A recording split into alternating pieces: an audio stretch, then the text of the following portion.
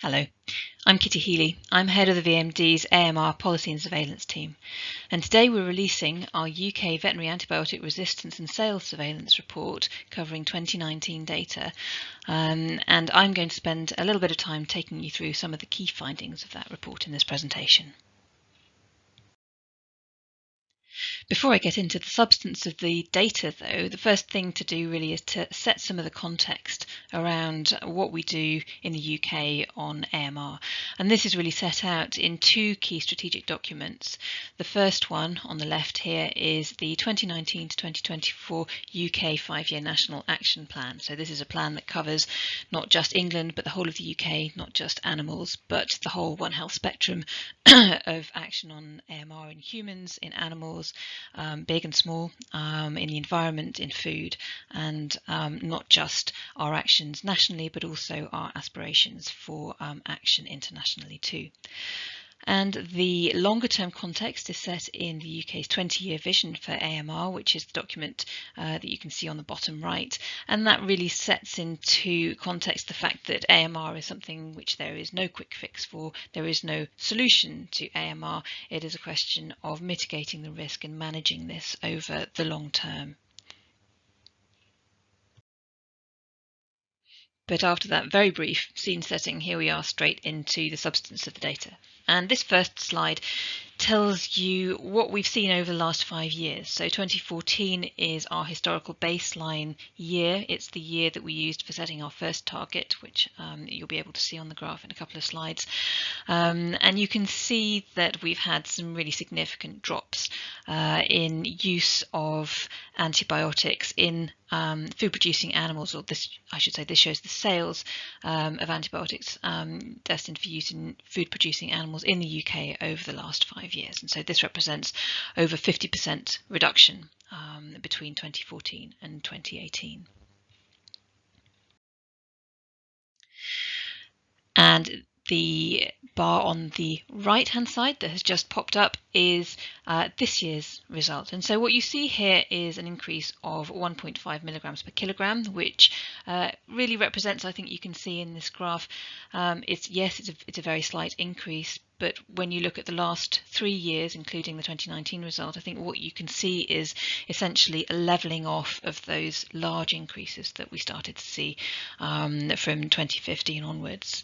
And this isn't something that is necessarily unexpected. It's obviously nice to have the large decreases to show action on AMR in a nice pictorial way. But this is something that we were talking about back in 2015 and 2016, that the early gains are likely to be most dramatic, and as we proceed, then you get down to the use of antibiotics, which is really important for managing animal health. Now, this isn't to say that there's no room for further improvement. There's always room for further improvement, and each sector is unique as well. I mean, we're looking at pigs, cattle, sheep, poultry, all of the different sectors in the poultry sector. We're looking at fish as well, and this is a complex picture, and this graph shows the very highest level of it. And I'll come on to talk about some of those nuances a little bit later on. But with these additional lines overlaid on this graph, what you can see, I mentioned that 2014 was the baseline year for the first target we set. Now 2018, that 50 milligrams per kilogram, that was a target that the government published in response to the O'Neill review of 2016, and that was something where the aspiration was to reduce from the baseline of 62.5 milligrams per kilogram down to 50 milligrams per kilogram by the year of 2020. In other words, the data that was collected over the year of 2020. And you can see from this graph, and many of you listening to this presentation will know that that was already that was met early. That was met in the 2016 data. So that was a great result.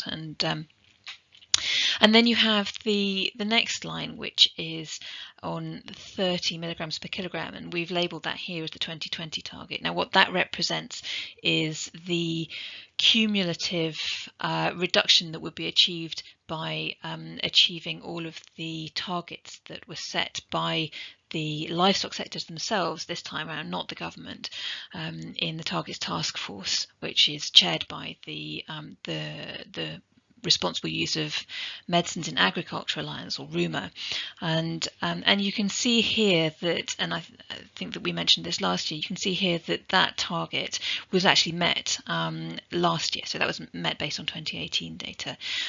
So that target was met, and of course having a slight uptick in the data this year takes it very slightly over that. But again, like the 2018 target being based on the data collected during the data reflecting the usage and sales in 2018, the 2020 target again is reflective of the sales and usage this year. So we will only know next year whether or not where we are for 2020. So the previous graph reflects overall sales, but all antibiotics are not equal, certainly when it comes to their importance in human health. And of course, the reason that we are trying to act against AMR is to preserve the efficacy of antibiotics for their use in animals, but absolutely their use in humans as well.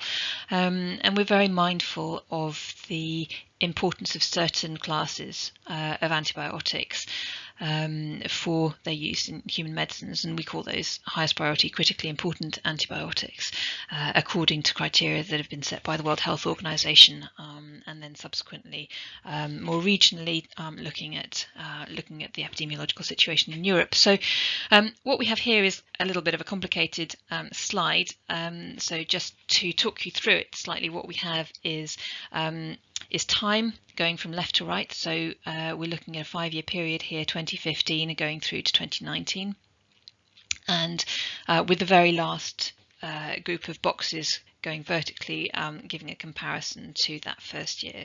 So that compares the 2019 data to the 2015 data, and down the vertical axis, if you like, we have each of 3 groups of the highest priority critically important antibiotics. So there's the fluoroquinolones, the 3rd and 4th generation cephalosporins, and colistin. And then at the bottom, in the bottom row, we have the total of all of those classes of highest priority critically important antibiotics. And so while we have a levelling off, possibly a slight uptick of overall sales, what we do see here is that we have got consistently low. I think the important thing to emphasise here is that it's consistently low usage of highest priority critically important antimicrobials, and I think we do, as it happens, also have a decrease in all of them, but we're at such low levels that I think that I don't want to put too much importance on the percentage changes. I think the really important thing here is that we're not seeing we're seeing that the sectors are all keeping this usage low. This is reflecting prescribing culture. This is a really important part of sustainable and responsible use of antibiotics. So this is a very important slide, and the fact that the use and the sales and use of all of these classes of the most important antibiotics for use in humans has remained low. I think this is something that's worth marking. So what of the other classes of antibiotics? Well, we said already that there was a decrease in the amount of highest priority critically important antibiotics used, but as this slide really emphasises, you can see that even if there was a huge percentage decrease in the HPCIAs, their use overall is so tiny that it wouldn't dramatically influence the others. So what we've seen is a decrease in tetracycline use, which is and it has historically been the class of antibiotics that's used in the greatest quantity in animals as a proportion of the different classes, and correspondingly slight increases in the others. Again, as you would imagine from knowing the overall sales, which is very similar to last year, you have a bit of a shift in one and then a shift in the other direction with the other. But there are no dramatic changes in patterns of the different classes of antibiotics that are being used. Now, my slides so far have focused on sales of antibiotics for livestock species, and so this is a slide in here to give the context in cats and dogs. Now, this is a relatively early stage in our exploration of sales and usage of antibiotics in cats and dogs, but it's certainly not something which is not important to us, and it's something that we're looking to increase our understanding of in future years. But here you can see the overall pattern that we have for sales of antibiotics that are licensed for use in dogs and cats only. Taking a step back from some of the granularity of the data, as part of monitoring and evaluation frameworks, there are outcome indicators set for antibiotic consumption. And these are, the first one, the primary outcome indicator, is sales of all veterinary antibiotics, which is represented here by the green line, which is a linear representation of the first slide that I showed you. And that indeed reflects that overall reduction in sales of antibiotics, which with that very slight upwards slope at the end. But when you look at the secondary outcome indicators, when these are focusing on the highest priority critically important antibiotics, this again reflective of the slide I showed you a couple of slides earlier. This shows this year-on-year reduction in the use of those highest priority critically important antibiotics for humans, and indeed in the last 3 years you can see that last one, polymyxins, which is represented by colistin, the only one of that group which is authorised for use in food producing animals here, that is virtually zero, and so that's quite a result. So the last slide that I have focusing on sales data is really just to take a step back and say, well, you know, we've looked at historical performance of this in the UK. Well, how do we compare with others? And this is a graph which shows how we compare with other European countries according to the SVAC report. Now, the SVAC data, the comparative data that we have, doesn't compare the 2019 data because the report is usually a year behind. Well, it's always a year behind. But what it does show you is that for the last 2 years, the UK has been 5th lowest. So there have been 4 European countries with lower levels of antibiotic use than the UK, and those are Norway, Iceland, Sweden and Finland, none of which have agriculture sectors the size or productivity of the UK. And so this, I think, is very helpful for seeing how we are performing against our peers. Okay, now I have a couple of slides on antibiotic usage data. So this is antibiotic use as measured at a farm or a veterinary practice level, as opposed to antibiotic sales, which we measure at the level of the marketing authorization holders. So this is a busy slide. I'm not going to talk all the way through it, and I am absolutely going to refer you to the report itself if you're interested in knowing some more detail about this. I'm also going to flag up at this point that today, at the same time as the VARSS report is coming out, the Targets Task Force that I mentioned earlier, chaired by Ruma, is publishing a new suite of targets, taking forward the where they feel that action on responsible use of antibiotics should be going over the next few years. So that is the wider context. That's the more detailed context. But what you can see in this slide is essentially all of the activity and the different sectors that are underpinning some of that really high level data that we're seeing in the sales data. So what we've seen here in 2019 is further reductions in antibiotic usage in the duck, trout and the turkey sectors. We've seen antibiotic usage in the pig sector stay the same, and we've seen some increases in the broiler sector, laying hens, game birds, cattle, dairy and salmon.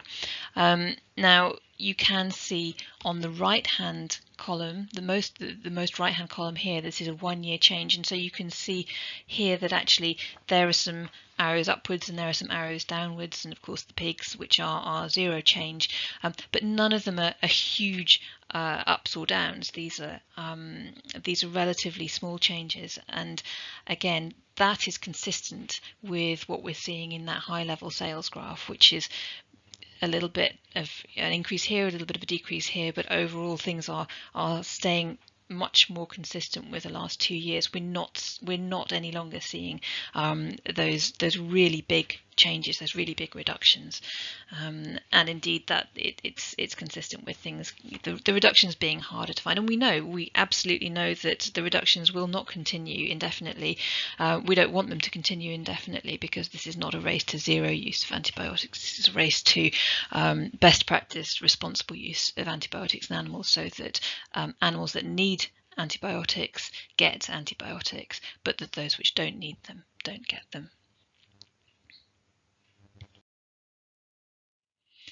And this is my second slide on antibiotic usage, and this is really just to hopefully whet your appetites to go and read this section of the report. I'm not going to go through this. It's simply a couple of sound bites, because we ask the different sectors to comment on their antibiotic usage data within the body of the report, and this is where it's really interesting to find out how the data, how those top level numbers correspond with the kind of year that a sector has had in terms of disease challenge or any other factors which might influence antibiotic use upwards or downwards.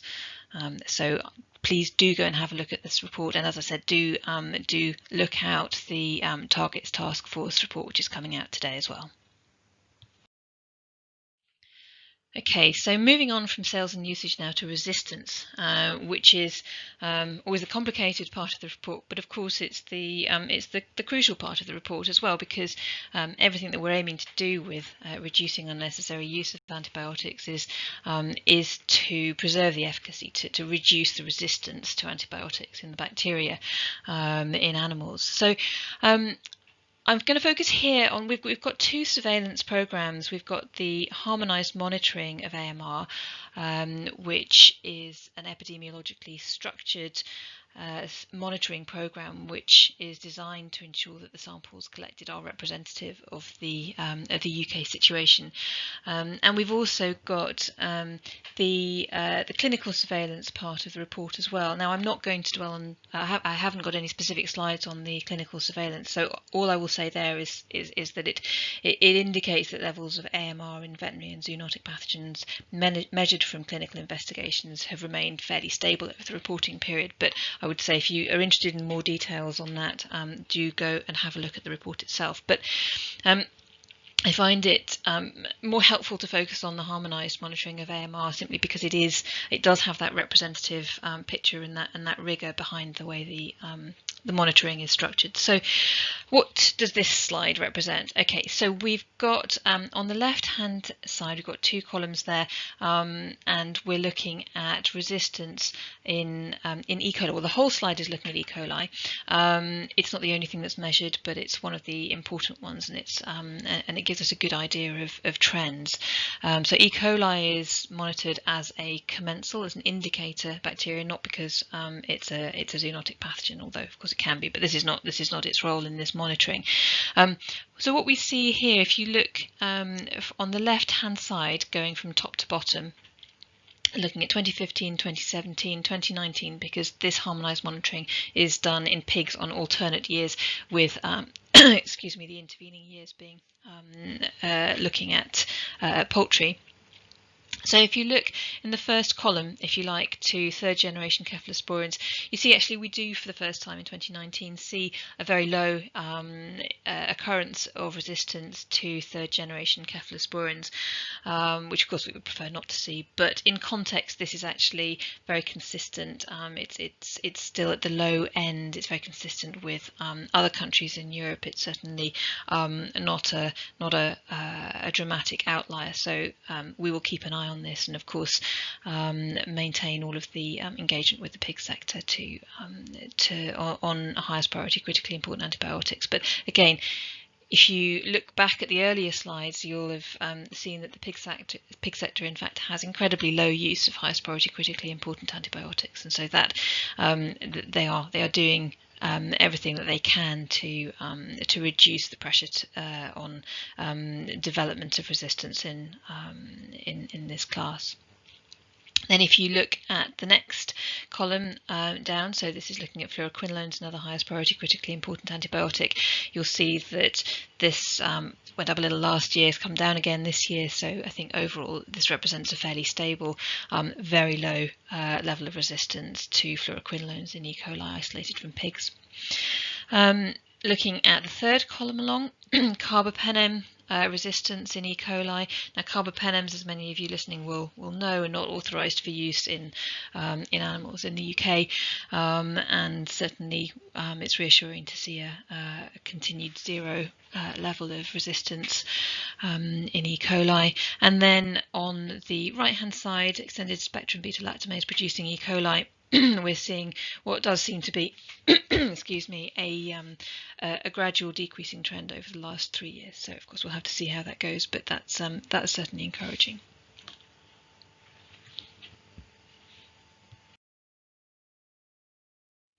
Now, we had an equivalent slide on the consumption side of antibiotics on harmonized monitoring, so in the context of a monitoring and evaluation framework. So here are the harmonized AMR outcome indicators that we look at. So these are the 4 groups of bars that we've got on this figure. So they go in different directions. I think the first thing to say is that the slopes of all of them are going in the right direction. It can be slightly confusing to have them all on one graph, but the first one we want to be going upwards because this is looking at full susceptibility. So E. coli, which are completely susceptible to the full panel of antibiotics, they're tested again. So you see a very encouraging upwards gradient with a very, very slight drop in this most recent bar. Then you see a decreasing gradient for the ESBL resistance, so decreasing resistance, and you see the same pattern with the multi-drug resistant E. coli, and you also see that with the decreased susceptibility to ciprofloxacin, although that's pretty flat at the end. But this is all encouraging, and it's a good way of keeping a high-level view on what's happening in AMR. So that's it for the data slides. I hope that's whetted your appetite to go and have a closer look at the report, or at least the highlights report, which has a little bit more detail. And we've got here, this is a soundbite from Pete's foreword, because I think that this is it's always useful to take a step back again after, go and look into the detail of the data, but then take a step back again and think about what is the real world context that's generated these results, and where are we going when we're over the next few years and the longer term. So certainly, yes, do have a read on the opinions and the views of the different sectors on what this reporting year has been like, and how that's influenced the challenges that they've had and the usage that's taken place over 2019. But I think Pete's point here is really important, that actually this is where we're needing. We've got the low-hanging fruit, as it were. This is where we really need to look at, okay, what initiatives are there to help reduce the prevalence of disease, to look at reducing endemic disease. How can we reduce the need to use antibiotics by taking away that disease pressure that means that animals must be treated in order to maintain their health and welfare. And finally, this is my last slide. I make no apologies for putting in a quote which harks right back to 2016, because this, for me, captured then and still captures where we are coming from in terms of what our approach is to trying to tackle AMR. So it is still about working with vets and working with farmers. It's still about working with different sectors, recognizing that they're all different and they have different, the animals have different physiological challenges, there are different disease challenges, there are different farming structures. But it's important that for all of this, we look at improving all of the different aspects. So it's animal husbandry, it's stockmanship, it's training, it's biosecurity, it's preventing disease, it's looking at alternatives, and absolutely that includes vaccines, and it absolutely means that we are looking to safeguard animal health and welfare, maintain the efficacy of antibiotics for the treatment of diseases where it's needed, but also to only use them where it's absolutely needed, and make sure that that they're not used when they're not. And so this is really this is about making sure that we understand what responsible use is. And when I say we, I absolutely don't mean the AMR team or the VMD or government. I mean everybody who's working in this arena to tackle this huge challenge. So I'm going to stop there. Thank you very much if you've made it this far, and do go and have a look at the VARSS report, and do go and have a look at the Targets Task Force that published today, new targets that are published today. Yes, stay with us on our journey. Thank you very much. The VMD welcomes any questions that you might have. To ask your questions, please go to www.slido.com and use the event code 96607. Slido will be open for your questions until Friday the 20th of November. Responses will be published to your questions by Friday the 27th of November. If this presentation hasn't met your accessibility needs, please email director.support@vmd.gov.uk. Thank you.